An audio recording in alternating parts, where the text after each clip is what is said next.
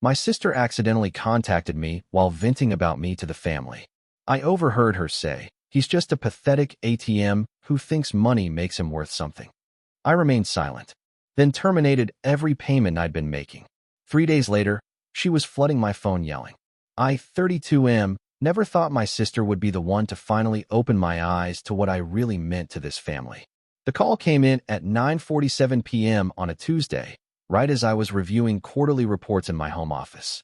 My phone buzzed with her contact, and I answered expecting another request for money disguised as a family update.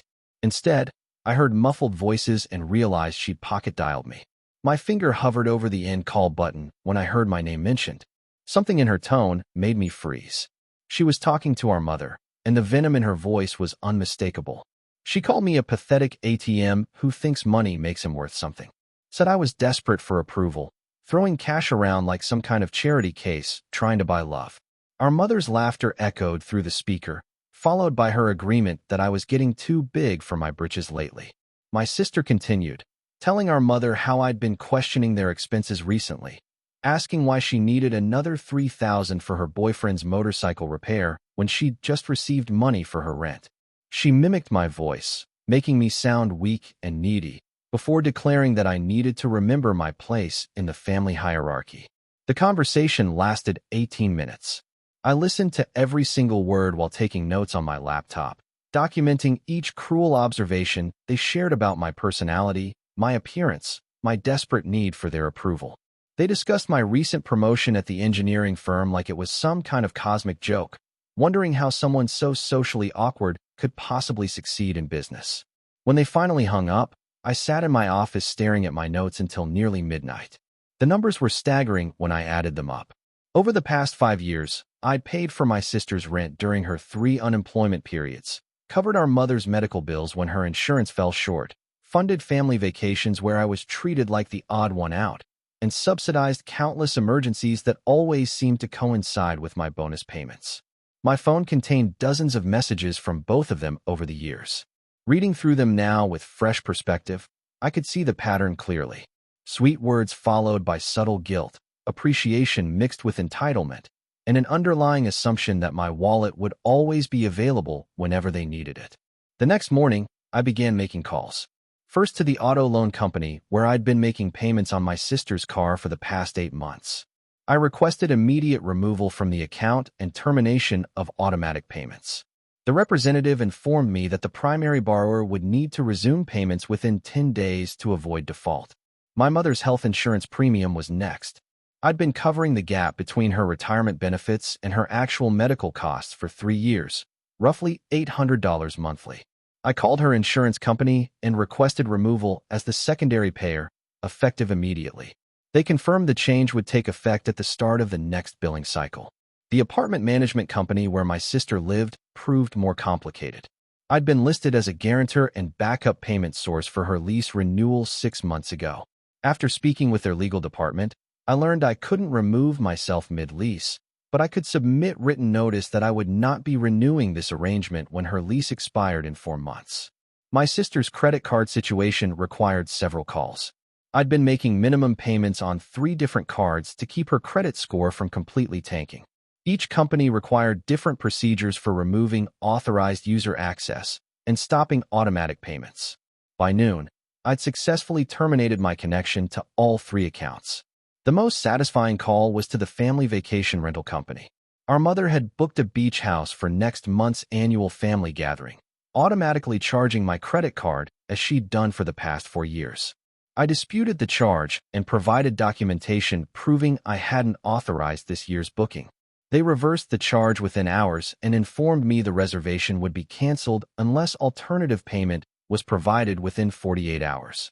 Over the next 3 days, I maintained complete radio silence. My phone showed multiple missed calls from both of them, but I let everything go to voicemail without listening. I focused on work, spent evenings at the gym, and enjoyed the strange sense of lightness that came from cutting these financial chains. Thursday evening brought the explosion I'd been expecting. My sister called 17 times between 6 and 8 p.m., each voicemail more frantic than the last. She'd discovered the car payment issue when her loan company called threatening repossession. The credit card companies had been contacting her about missed payments. Her landlord had left a notice about insufficient funds for rent. I finally answered her 18th call, keeping my voice completely neutral. She immediately launched into a panicked explanation about how there must be some mistake with the automatic payments. Her voice carried that familiar manipulative sweetness she always used when money was involved.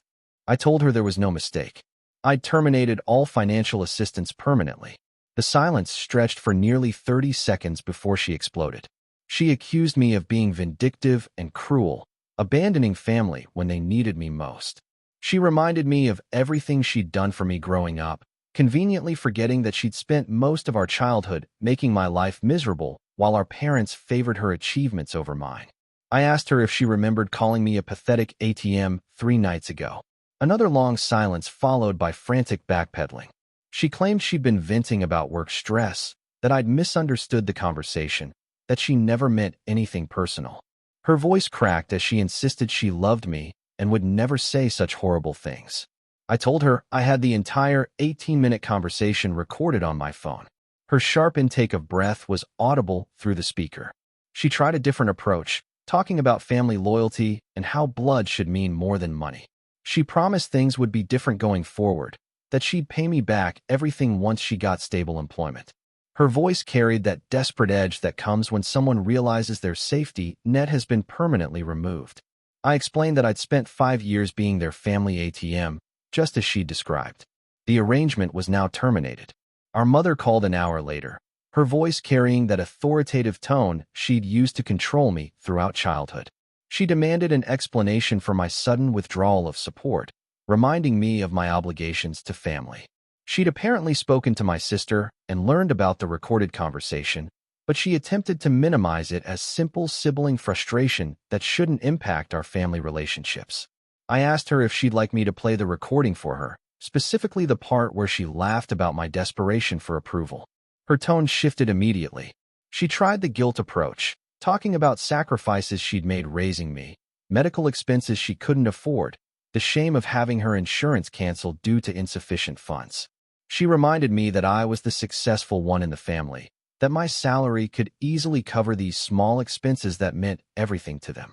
I told her that being successful didn't make me responsible for funding their lifestyle choices. She threatened to cut contact entirely if I maintained this selfish attitude. She said I'd regret losing my family over money when I was old and alone. Her voice carried that cold fury I remembered from childhood whenever I dared to challenge her authority. I told her that was her choice to make. Update 1. The following weeks revealed exactly how deep their financial dependence had become. My sister's social media posts shifted from casual updates to increasingly desperate job hunting announcements. Her boyfriend, whose motorcycle repair I'd unknowingly funded, disappeared from her posts entirely once her financial situation became clear. Our mother reached out to other family members, painting me as heartless and greedy. My uncle called to mediate, explaining how our mother had told him I'd abandoned family during their time of greatest need. When I offered to play him the recorded conversation, he declined and suggested I reconsider my position for the sake of family harmony. My cousin sent a lengthy text about the importance of forgiveness and supporting family through difficult times. She reminded me that money meant nothing compared to family relationships. When I replied with a breakdown of exactly how much money I'd provided over 5 years, totaling nearly $68,000, she stopped responding. The beach house reservation was canceled due to non-payment. Our mother called other family members explaining that I'd deliberately sabotaged the annual vacation out of spite. Several relatives reached out expressing disappointment in my behavior before I'd even been asked for my side of the story. I began documenting everything more thoroughly, creating spreadsheets that tracked every payment, loan, and financial assistance I provided. The patterns became even clearer when organized chronologically. Every major expense in their lives had been subsidized by my income, while my own requests for help or support had been consistently dismissed or ignored. My sister found part-time employment at a retail store, posting about the humiliation of working minimum wage at her age. She blamed me publicly for forcing her into desperate circumstances, claiming I destroyed her credit rating and threatened her housing stability. Friends and family who didn't know the full story rallied around her. offering sympathy and criticism directed at my sudden withdrawal of support. I received several messages from well-meaning relatives suggesting I compromise, perhaps resuming partial support while my sister got back on her feet. They positioned this as taking the high road, being the bigger person, choosing family over pride. None of them asked why I'd stopped the payments in the first place. Update 2. 2 months after cutting off financial support, the real consequences began manifesting. My sister's car was repossessed on a Tuesday morning in full view of her neighbors. She called me sobbing, begging for help with the recovery fees and past due payments. When I refused, she accused me of enjoying her humiliation. Our mother's medical appointments became sporadic as she struggled with insurance gaps. She called to inform me that she might die due to delayed treatments, positioning my financial withdrawal as potentially fatal to her health. When I suggested she apply for state assistance programs or speak with hospital financial counselors, she hung up on me. The family dynamics shifted in ways I hadn't anticipated. Relatives who'd previously treated me as a peripheral figure suddenly became very interested in my life and opinions. Invitations to family gatherings increased, but the conversations felt performative, like auditions for my financial favor. My sister's boyfriend returned once he learned about her employment, but their relationship appeared strained. She posted cryptic messages about learning who really cares about you during difficult times, clearly directed at me while maintaining plausible deniability. I started receiving anonymous messages through social media, presumably from extended family members, calling me selfish and heartless. Someone created a fake email account to send me articles about family loyalty and the importance of helping relatives in need. The psychological pressure was intense, designed to make me question my decision and return to my previous role. But something unexpected happened during this period. Without the constant financial drain and emotional manipulation, I began seeing my life more clearly. I'd been so focused on earning their approval through financial support that I'd neglected my own relationships and personal growth. I started dating someone I'd met at work, a relationship that might have developed earlier if I hadn't been constantly stressed about family financial emergencies. I began investing the money I'd previously sent to my sister and mother, watching my savings account grow for the first time in years. Most importantly, I realized that their love had always been conditional on my usefulness. The moment I stopped providing financial benefit, their affection disappeared entirely. This wasn't family loyalty. It was economic exploitation disguised as familial obligation. Update 3. 6 months later, my sister filed for bankruptcy. She called to inform me of this decision, explaining how my withdrawal of support had created an impossible financial spiral. She'd been evicted from her apartment and was staying with friends while looking for affordable housing. Her tone mixed desperation with accusation, as if I bore responsibility for her choices. I asked her if she'd learned anything from this experience about financial independence and personal responsibility. She hung up without answering.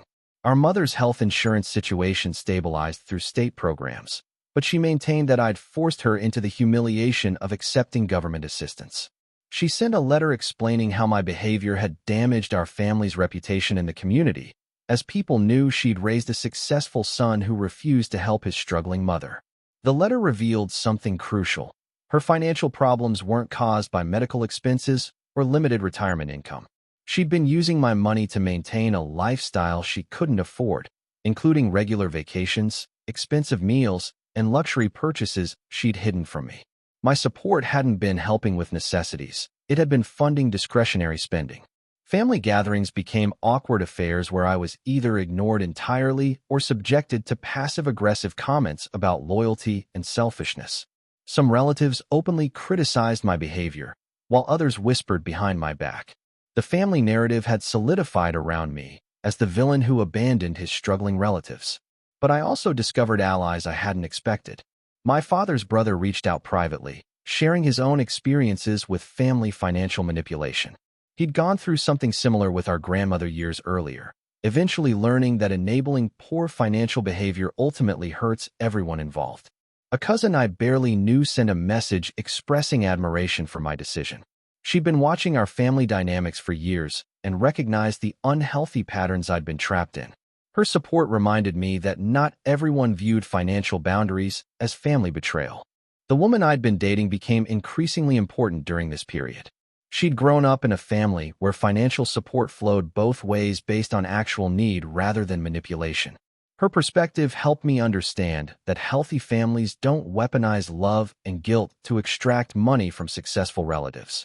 My career flourished without the constant stress of family financial emergencies. I received a promotion that came with significant salary increase and additional responsibilities. For the first time in years, this success felt entirely mine, not something I needed to share or apologize for. My sister eventually found stable employment and began rebuilding her financial life independently. She never acknowledged that this growth might not have happened if I'd continued enabling her dependence. Our relationship remained distant and formal, built around polite exchanges during unavoidable family encounters. Our mother adapted to her reduced circumstances but maintained her resentment toward me. She occasionally sent updates about her financial struggles, seemingly hoping to trigger guilt and renewed support. I responded with information about senior assistance programs and financial counseling services, maintaining helpful neutrality while refusing to resume my previous role. The family vacation tradition ended permanently. Without my automatic funding, no one else stepped forward to organize or finance these gatherings. The annual beach house rental became a casualty of their financial reality, revealing how much of our family bonding had been built on my involuntary subsidies. Looking back now, I understand that pocket dial conversation was a gift. It showed me exactly how my generosity was perceived and discussed when they thought I couldn't hear. Their words revealed the truth about our relationships, allowing me to make decisions based on reality rather than guilt and obligation. I learned that being family doesn't create an automatic right to someone's financial resources. Love and support should flow both ways, based on genuine care rather than economic utility. Setting boundaries isn't cruel. It's necessary for maintaining healthy relationships and personal dignity. The most surprising discovery was how much better I felt once I stopped trying to buy their approval. My self-worth had become entangled with my ability to solve their problems and fund their choices. Removing myself from that dynamic allowed me to develop confidence based on my own achievements and character rather than my usefulness to others.